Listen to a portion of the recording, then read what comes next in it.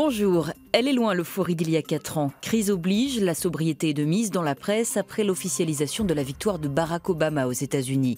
Pour les Échos, nous avons affaire à un président sous surveillance. Les marchés sont inquiets.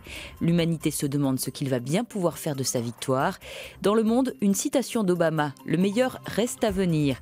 Mais en page intérieure, le quotidien estime que s'il y a eu réélection, c'est parce que le chômage a été contenu.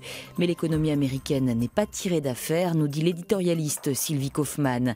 Obama repart donc au combat, affiche Libération.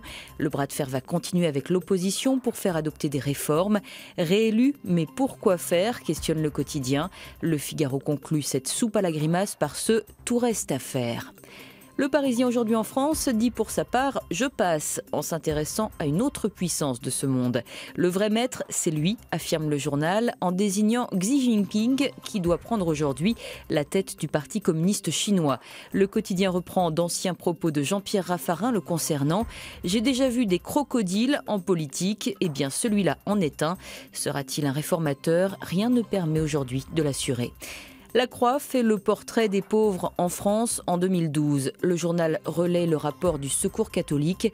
Premier constat, la pauvreté gagne du terrain. L'association doit prendre en charge de plus en plus de cas. Les premières victimes de cette aggravation de la situation économique sont les femmes, les étrangers et les chômeurs. La personne type accueillie au Secours catholique vit avec un budget moyen de 500 € et ses dépenses dépassent souvent ses ressources.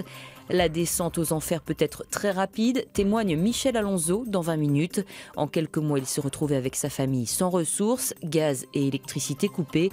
C'est le soutien du milieu associatif qui leur a permis de survivre. Et cette misère que vous ne sauriez voir, elle est là dans la rue. Depuis quelques mois, des familles entières de Roms vivent et dorment sur les trottoirs de Paris.